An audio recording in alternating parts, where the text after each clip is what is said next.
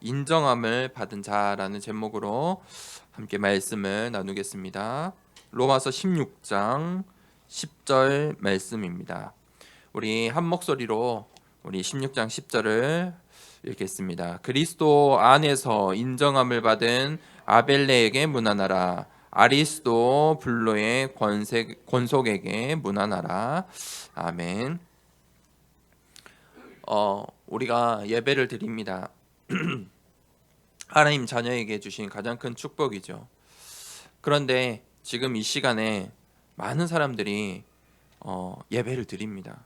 어떤 사람은 응답을 받는 신앙생활을 하고, 어떤 사람들은 교회를 다니는데 갈등과 고민 속에, 또 교회 안에서 또 다투기도 하고 상처받기도 합니다. 교회를 다니는 것이 중요합니까? 그렇지 않습니다. 하나님께서 교회를 통해 주시는 축복, 예배를 통해 주시는 축복, 그 하나님의 말씀을 우리가 이 예배 시간에, 이 교회에 왔을 때, 이 예배 드리는 이 시간에 하나님의 말씀을 우리가 듣고 붙잡아야 합니다. 이 강단 말씀을 통해서 하나님께서 분명히 나에게 주시는 말씀들이 있습니다. 하나님께서 이 강단 말씀을 통해서 나의 인생을 인도해 가십니다.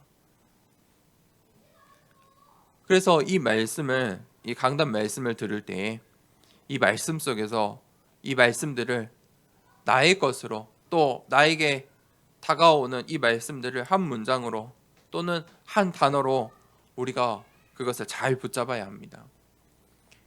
내가 말씀을 들었는데 한 문장으로 정리하고 한 단어로 잘 안 붙잡아진다. 집중이 안 되는 것입니다. 하나님의 말씀이 잘 들리지 않는 것입니다. 내가 오늘 강단 말씀을 탁 듣고 나가는 순간에 한 가지 문장으로 한 가지 단어만 붙잡아도 그것에 내가 하나님의 말씀을 붙잡은 것입니다. 그 내가 붙잡은 문장, 한 단어를 가지고 24 하는 것입니다. 그것을 계속 생각하는 것입니다. 이 강단 말씀의 모든 이 말씀들을 전부 내가 기억할 수는 없잖아요. 제목도 기억하기 힘들잖아요. 그래서 나에게 주시는 그 말씀 한 문장, 한 단어를 붙잡는 거예요. 그거를 가지고 각인, 뿌리, 체질시키는 거예요. 이 훈련들이 한 주, 1년, 2년 되다 보면 그것이 어떻게 되냐? 이제 힘이 돼요. 능력이 되는 거예요. 나에게 이 말씀이, 하나님의 말씀이 이 예배드리는 이 예배 속에서 누리는 축복들이 세팅이 되는 거예요. 그 말씀 24의 비밀을 가지고 있어야 돼요. 오늘 이 예배를 끝나고 나가는 순간에 그것이 붙잡아져 있어야 돼요. 그래서 우리가 포럼을 하는 거예요. 성도 간에 그래서 교제를 하는 거예요.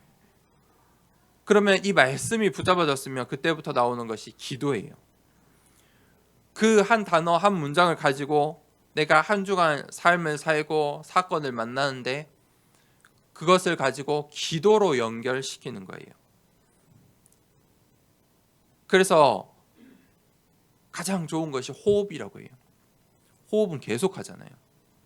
호흡 기도 이렇게 하면 어려워요. 저는 어렵더라고요. 호흡을 해야 될지 기도를 해야 될지, 호흡 기도를 다 하려다 보니까 이게 뭔가 특별한 시간이 있어야 될 것 같고 아직은 체질이 안 돼서 힘이 들어요. 근데 그걸 따로따로 두세요. 호흡.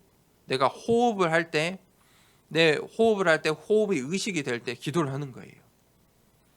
여러분 하루의 순간 속에 내 호흡이 의식되는 순간이 있죠. 호흡이 답답하거나 또는 호흡이 가팔라지거나, 또 내가 정신 차리려고 할 때 호흡을 하죠. 가르쳐 주지 않아도 하는 거예요. 그때 기도를 넣는 거예요. 내 호흡할 때 기도하자. 그 호흡 속에 강단 말씀의 그 단어를, 문장을, 그리고 또 내가 기도하는 시간이 있어요. 하루에 딱 한 번 이상은 있죠. 그 시간에 그 기도할 때 호흡을 하는 거예요. 이때는 호흡을 내가 생각하고 하는 거예요. 내가 코로 들이마시고 숨을 내뱉고 하는 것을 내가 생각하면서 그것을 천천히 깊게 내가 기도하면서 그 호흡을 하는 거예요. 그 속에서 하나님께서 주신 영력, 체력이 회복돼요. 그 속에서 집중이 돼요. 그게 기도의 24예요. 그러면요, 교회의 24는요 자동적으로 돼요. 하나님께서 이 이스라엘 백성이 400년 동안 노예 생활하던 이 애굽의 노예 생활하던 이스라엘 백성을 출애굽 시켜 주셨어요. 출애굽할 때 그냥 했어요? 아니죠. 이 애굽 땅에 10가지 재앙이 일어나고 이 애굽 땅에 비명 소리가 끊이지 않는 그때에 피해 제사라는 그 언약을 붙잡고 이스라엘 백성이 출애굽한 거예요. 그래서 이 광야를 가는데 어떻게 갔습니까? 성막, 언약궤를 중심으로 이 이스라엘 백성이 진영을 치면서 갔어요.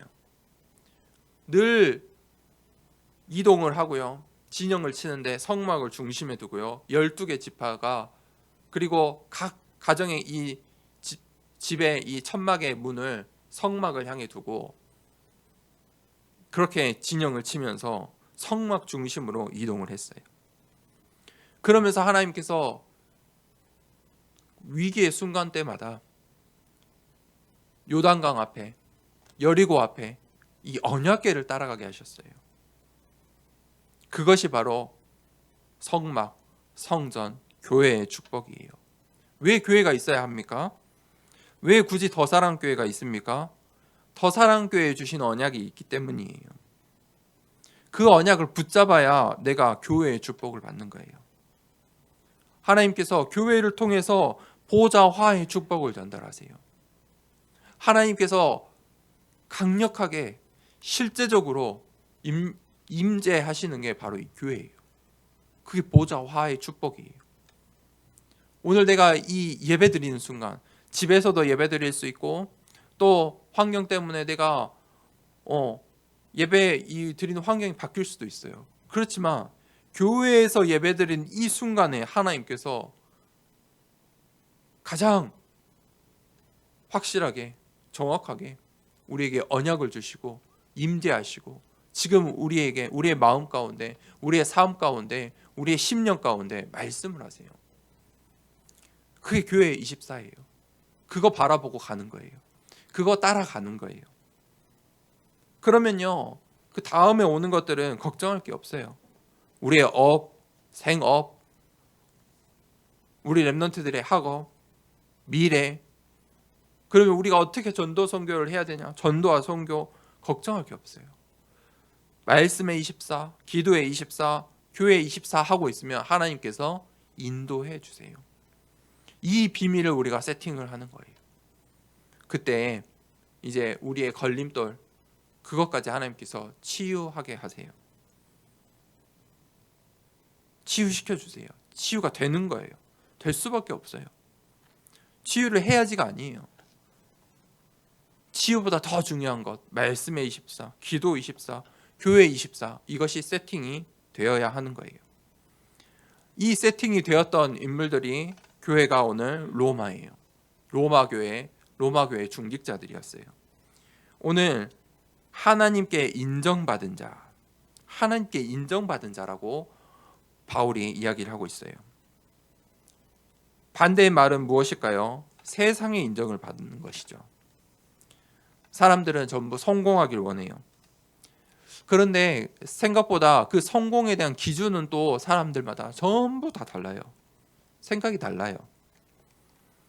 그런데 결국은 어디에 있어요?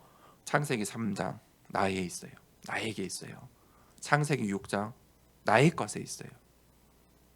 창세기 11장 우리 그 문화라는 그 틀 속에 갇혀 있어요. 거기서 인정받고 싶어 해요. 그리고 사람들이 다 거기서 인정받길 원해요. 창세기 3장 사건 이후에 누가 나옵니까? 성경에 가인과 아벨이 나와요. 가인은요 농사를 지었어요. 그리고 동생인 이 아벨은요 양을 치는 자였어요. 그러다가 이 가인과 아벨이 하나님께 예배를 드려요. 가인은 자신이 추수한 가장 좋은 곡식들로 골라서 예배를 드리고요. 아벨은요 자신의 키우는 그 어린 양을 제물로 해서 예배를 드려요. 제사를 드려요. 그런데 하나님께서 가인의 예배는 받지 않으시고 아벨의 제사만 받으시고 기뻐하세요. 왜 그러십니까? 그 이유가 무엇이죠? 하나님께서 원하시는 예배가 있어요. 아무리 열심 정성으로 가인이 가장 좋은 것으로 하나님께 드렸다 할지라도 그것은 하나님이 원하시는 것이 아니에요. 가인이 생각하는 자신이 원하는 예배를 드리는 거예요. 하나님이 원하는 제사는 피의 제사였어요. 하나님께서 피를 좋아하십니까? 아니에요.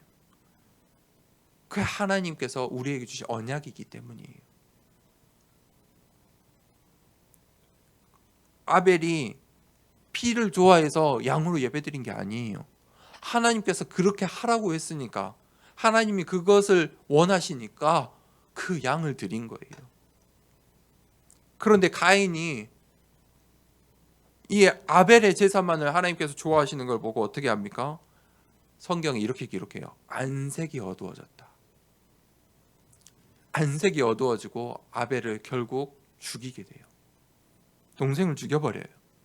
창세기 4장 16절에 그 가인이 어떻게 됩니까? 동생을 죽이고 여호와 앞을 떠났다. 그렇게 성경은 기록해요.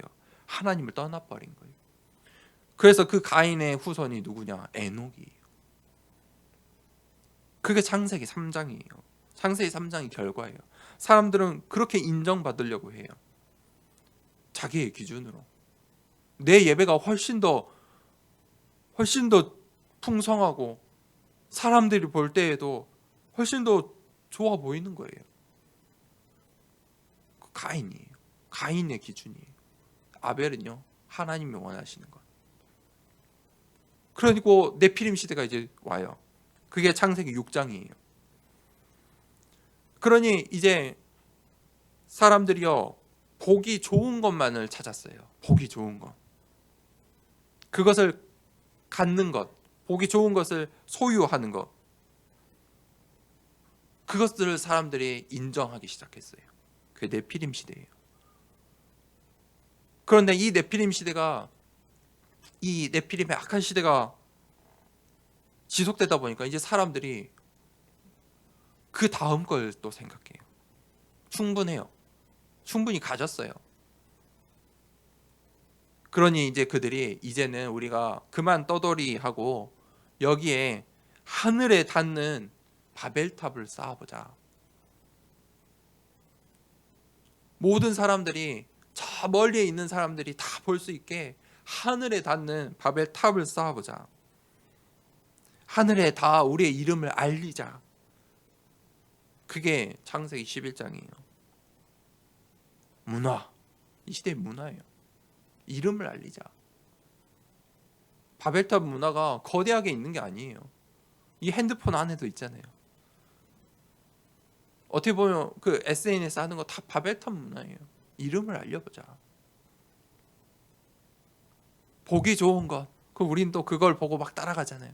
네피림 시대 다 있어요. 결국은 뭐 때문에 그래요? 창세기 3장. 가인의 마음 때문에. 이 세상이 그래요. 우리 후대들이 그 문화 속에 살고 있어요. 이 사회에서 어떻게 인정을 받아야 하느냐. 그것이 중요해요. 인정받기 위해서 몸부림을 쳐요. 그런데 오늘 로마서 16장의 중직자, 이들이 지금 그리스도 안에서 하나님께 인정함을 받았어요. 그거에 관심을 둔 거예요. 하나님의 인정함을 받은 자. 아벨이 그거에 관심을 두었던 거예요. 하나님께 인정함을 받은 것, 그것만큼 큰 축복이 있을까요? 없어요. 하나님은 사람을 보실 때 외모를 보지 않고 중심을 보신다고 말씀하셨어요. 하나님은 나의 경제 상황을 보지 않으세요. 나의 지금 환경을 보지 않으세요. 하나님은 내가 가지고 있는 그 명예, 권력을 보지 않으세요. 내가 어떤 일을 하고 있는지, 무엇을 얼만큼 모아놨는지, 무엇을 지금 읽고 있는지, 무엇을 먹고 있는지, 어디에서 자고 있는지, 어떤 옷을 입고 있는지, 하나님은 그걸 안 보세요. 관심이 없어요. 사람들이 그거에 관심 갖는 것이지 하나님은 그게 관심이 없어요. 중심을 보시느니라. 하나님께 인정을 받으려면 우리가 관심을 바꿔야 돼요. 하나님의 그 인정하심을 받으면 인생이요 바뀌게 되는 거예요. 요셉이요 노예였다니까요. 노예이면서도 감옥에 갔어요. 노예가 감옥까지 갔어요. 그런데 그 노예를 하나님께서 어떻게 쓰셨어요? 총리로. 하나님께 인정함을 받은 거예요. 요셉이 언약을 놓치지 않은 거예요. 그 순간순간 어디에 있을 때마다 문제가 왔을 때마다 놓치지 않은 거예요. 하나님께서 그를 총리로 사용하셨어요. 모세는요 80세였어요. 80세. 노인이었어요. 그 80세 노인에게 하나님께서 언약을 주시고 출애굽에 시작하게 하셨어요. 모세가 80세에 시작했어요.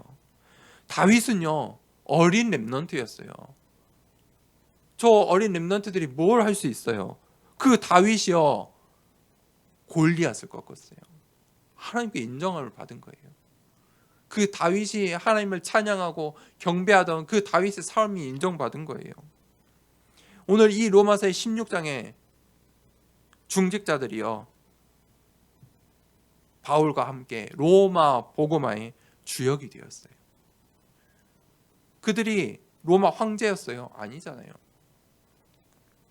로마 황제의 핍박을 열대의 황제에게 지나도록 핍박을 받는 자들이었어요. 그런데 그들이 로마를 살린 거예요. 언약을 붙잡았어요. 오늘 우리가 이 그리스도 안에서 하나님께 인정하심을 받는 축복받기를 원합니다. 그 인정함을 받은 중직자들, 이 로마서 16장의 중직자들이 하나님의 인정하심을 받은 거예요. 인정하심을 받았다. 인정한다. 하나님께서 그들을 잘 아신다는 거예요. 인정하신다. 하나님께서 관심이 있다는 거예요. 이 로마서 16장의 중직자 한 명 한 명에게 하나님께서 관심을 갖고 계세요. 그들을 인정하실 만큼 그들을 잘 알고 계세요. 그들의 중심을 보시는 거예요. 그리고 하나님께서 그들을 잘 아시고 그들의 임여 계약을 주시고 그것을 사용하셨어요. 하나님께 인정하심을 받았다. 그것은 하나님께서 우리의 모든 것을 잘 아신다는 거예요. 나의 모든 것을 아신다. 그리고 하나님의 도구로서 순종하였다. 하나님의 도구가 되었다는 거예요. 우리가 어떻게 하나님께 쓰임받을 수 있을까요? 내 인생이 어떻게 하나님께 사용받을 수 있을까요? 우리 교회가 어떻게 하나님께 사용받는 교회가 될까요? 하나님의 시간표, 그리고 하나님께서 하고자 하시는 그 하나님의 절대 목표를 알아야 해요. 이 로마서 16장 중직자들은요 그 하나님의 시간표를 보았어요. 로마, 복음화. 그들의 출신 성분이 전부 달라요. 그런데 로마, 복음화라는 하나님의 시간표를 본 거예요. 이 바울과 이 로마서 16장의 중직자들을 통해서 하나님이 하시고자 하는 그 일이 무엇인지 알았다는 거예요. 그 하나님 나라의 일이 무엇인지 본 거예요. 로마 안에 있는 237 그것을 본 거예요. 그들이 이 로마서의 16장의 중직자들이 그 일에 헌신할 때 그들의 인생이 완전히 바뀌게 된 거예요. 로마서 16장의 중직자들은 그 로마 복음화, 로마 교회를 세우는 일이 하나님의 절대 계획이라는 것을 알았어요. 그것은 당연 필연 절대적으로 성취될 하나님의 나라의 일, 로마 복음화, 그 언약을 붙잡은 거예요. 그 하나님께 인정하심을 받은, 그리스도 안에서 인정함을 받은 중직자들의 비밀이 또 무엇입니까? 각자 이명 계약을 가지고 있었어요. 전부 다 달라요. 바울이 로마서 16장의 중직자들을 소개를 하는데 전부 다르게 소개를 해요. 각자 사연도 달라요. 환경도 달라요. 그들이 각자 하나님과 맺은 이명 계약이 있는 거예요. 하나님의 택하심을 입은 거예요. 그들이 각자 자신의 환경 속에서, 인생의 여정 속에서, 배경 속에서 천명, 소명, 사명을 붙잡은 거예요. 그들의 배경이 어땠습니까? 어떤 이들은 유대인, 어떤 이들은 그리스 사람, 로마 사람, 고린도 사람, 또 노예인 사람도 있고 귀족인 사람도 있고, 그들의 배경이, 출신 배경, 환경이 전부 다 달랐어요. 그런데 딱 한 가지 같았죠. 그리스도 안에서 그 신분이 같았어요. 하나님과 나, 그 사이에 언약이 있어야 돼요. 그걸 보고 이면 계약이라고 해요. 오늘 로마서 16장의 중직자들은 그 이명 계약을 가졌어요. 바울이 이 16장의 중직자를 소개하는데 그 이명 계약을 가지고 그들을 별명으로 소개를 하는 거예요. 이 로마서 16장의 중직자들이 자신들이 이 교회에서 이 로마 복음화를 위해서 해야 할 일들을 이명 계약으로 붙잡은 거예요. 바울이 해야 할 일이 있고 중직자들이 해야 할 일들이 있는 거예요. 저 중직자가 해야 할 일이 있고 내가 해야 할 일이 있는 거예요. 그들이 그 자신들의 이명 계약들을 붙잡았어요. 그때 그들이 그리스도 안에서 함께 붙잡은 로마 복음화라는 그 언약이 성취되는 것이죠. 그리고 결국은 어떻게 됐습니까? 로마의 사람들이 그것을 알고 인정하게 되는 거예요. 하나님이 함께 하시는구나. 요셉과 함께하는 하나님이 참 하나님이시구나. 모세와 함께하는 하나님이 능력의 하나님이시구나. 빨리 이스라엘 백성을 데리고 나가라. 다윗과 함께하는 그 하나님이 골리앗조차 꺾으시는, 골리앗과 상대가 안 되는 그 하나님이구나. 만군의 여호와이시구나. 바울의 하나님이 로마라는 로마 황제도 이기고 이 로마의 모든 창세기 3장, 6장, 11장을 이기는 만군 전 237 나라를 살릴 하나님이시구나. 이 로마서 16장의 중직자들을 통해 로마 사람들이 하나님 믿는 그리스도인들은 다르구나. 저들이 믿는 하나님은 다르구나. 그것을 보게 되는 거예요. 오늘 세 번째 대제에 아벨레와 아리스토블로가 어떤 그런 여정을 갔을까요? 이 아벨레는요, 로마서 16장에만 등장하는 이름이에요. 로마에서 노예 이름으로 쓰이던 이름이에요. 그 애는 그리스 출신이라고 해요. 그런데 그가 오늘 그리스도 안에서 인정함을 받았다. 하나님께 인정을 받고 그리스도 안에서 인정함을 받고 로마에서 인정함을 받은 거예요. 그래서 신학자들은 이 아벨레가 이 로마 정부에서 중요한 역할을 했다. 로마 사람들이 다 알 만큼 중요한 역할을 한 인물이다라고 이야기도 해요.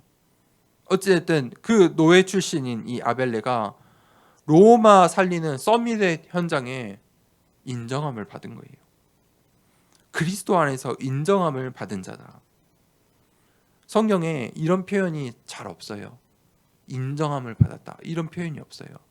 이 아벨레가 굉장히 중요한 특별한 축복을 받은 거예요. 그리스도 안에서 인정함을 받았다. 하나님께, 이 세상에, 이 로마 교회의 인정함을 받은 아벨레. 그 신앙을 우리가 엿볼 수 있겠죠. 그가 이 아벨레가 어떻게 살았는지 인정함을 받은 그 삶의 여정을 우리가 볼 수 있죠. 아리스토블로, 이 아리스토블로의 권속에게 문안하라. 이 아리스토블로는 반대로 유다와 로마 사람들이 모두 다 아는 이름이었어요. 이 아리스토블로는 유다의 왕, 이 로마가 세운 유다의 왕 헤롯의 친동생이었어요. 헤롯은 성경에도 또 나오죠. 그 아리스토블로는 이 로마의 귀족 가문이었어요. 보통 귀족 가문이 아니고 이 로마의 황손과 같이 어린 시절을 교육을 받고 친분이 있는 그런 가문이었어요. 그 아리스토블로가 오늘 바울이 이 아리스토블로를 소개하는데 아리스토블로의 권속에게 문안하라. 아리스토블로의 가정과 속한 모든 노예, 모든 속한 사람들, 그 모든 이들이 그리스도인이었다는 거예요. 오늘 바울이 지금 로마 교회, 로마 성도들에게 지금 로마의 중직자를 소개하잖아요. 그 이름에 아리스토블로가 있어요. 굉장히 중요하죠. 의미가 있는 일이에요. 우리가 다 아는 사람의 이름을 그 당시 로마 이 편지를 받을 때 아벨레 같은 사람은 잘 몰랐을 수 있어요. 그런데 아리스토블로? 그 아리스토블로? 하는 거예요. 무슨 말입니까? 바울과 아리스토블로의 관계죠. 아리스토블로의 신앙을 바울이 본 거예요. 그가 어떻게 이 로마에서 자신의 모든 권속에게까지 함께 복음을 전하고 그 안에 있는 그 아리스토블로의 교회들을 본 거예요. 그러니 이제는 공개를 하는 거예요. 로마에 있는 모든 성도들이 우리 이 아리스토블로가 우리와 함께 그리스도 안에 있는 자이다. 알고 있어라. 너희의 배경이 될 사람이다. 알고 있어라. 또 아리스토블로도 그러한 믿음의 고백을 한 것이죠. 제가 그리스도인이라는 사실을 알려도 됩니다. 감추지 않은 것이죠. 로마 교회의 배경이 될 중직자인 것이죠. 모든 로마의 성도들의 배경이 될 수 있는 중직자를 오늘 소개하고 있는 거예요. 결론을 내리겠습니다. 하나님께서 이 로마서 16장에 중직자들을 로마 복음화의 플랫폼으로 사용하셨어요. 로마 복음화를 하는데 이 로마 복음화의 언약을 제일 처음에 누구에게 주셨죠? 바울에게. 로마도 보아야 하리라. 내가 가이사 앞에 서야 하리라. 내가 로마를 지나 저 서바냐까지 가야 할 것이다. 그 땅끝까지 복음을 전하겠다는 그 사도행전 1장 8절의 언약을 붙잡고 로마 복음화라는 구체적인 언약을 청선진으로 그린 게 바울이었어요. 그런데 그 바울을 통해서 바울만으로 로마 복음화가 된 게 아니에요. 그렇죠?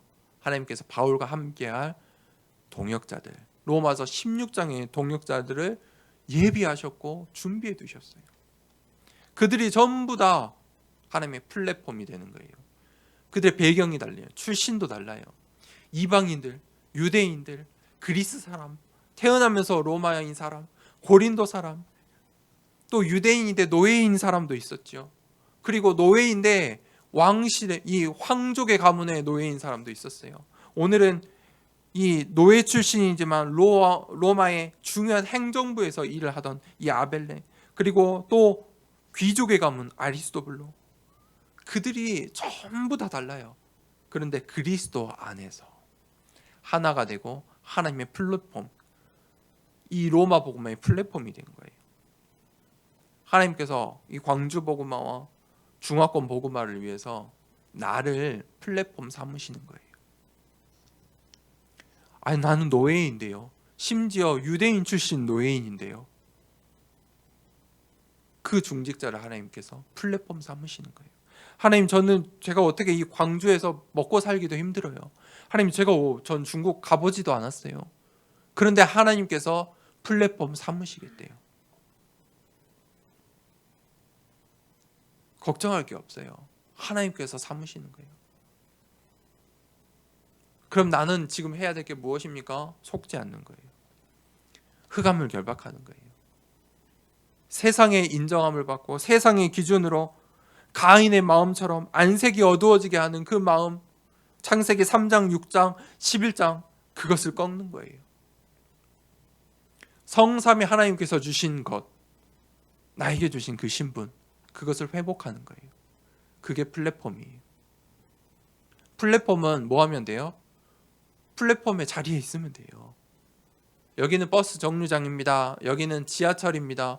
그냥 빛을 바라고만 있으면 되는 거예요. 그러면 사람들은 오고 가요. 사건이 오고 가요. 그런데 그 플랫폼을 통해서 로마 복음화가 되는 거예요.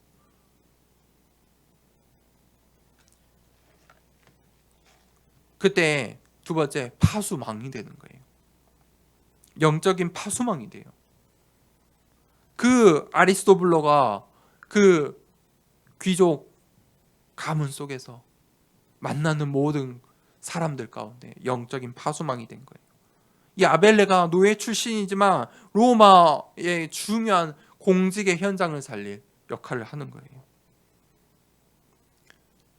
각자 다 환경과 배경과 사는 방법이 다르지만 그 있는 흩어진 그 현장에서 로마서 16장의 중직자들이 파수망이 되는 거예요.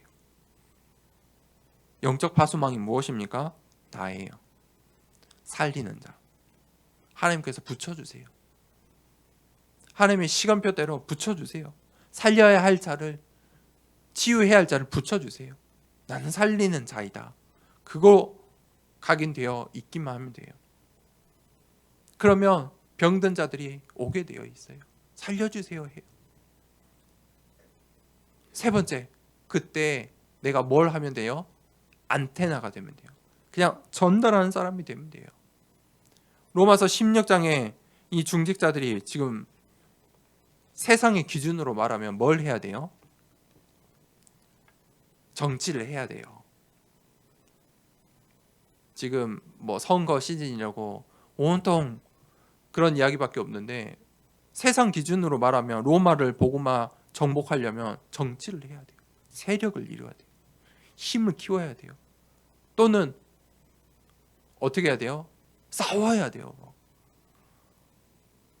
군대를 이루어야 돼요. 그게 세상의 방식이에요. 가인의 방식대로 해야 돼요. 네피림의 방식대로, 바벨탑의 방식대로 뭔가 쌓아 올려야 돼요. 그게 아니에요.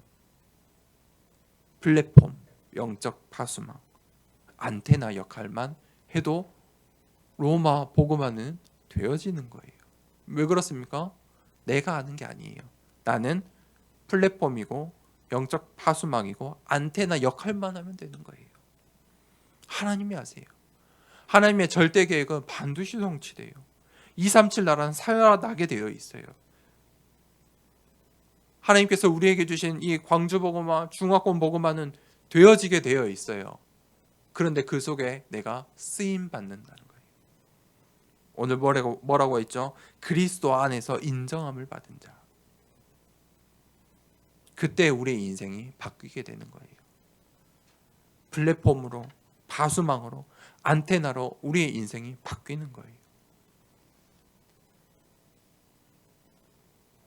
함께 기도하겠습니다. 우리가 이 로마서 16장의 중직자들처럼